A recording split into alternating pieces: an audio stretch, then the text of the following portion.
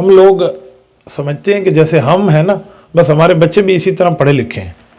نہیں، ہم اپنے آپ کو سوچیں ہمارے اوپر بھی محنت کی گئی ہے تو ہم وہی محنت اپنے بچے پہ کریں. آج کل کے بچے موبائل کا سوشل میڈیا کے عادی ہوتے جا رہے ہیں ماں باپ کے استعمال کو دیکھ کر.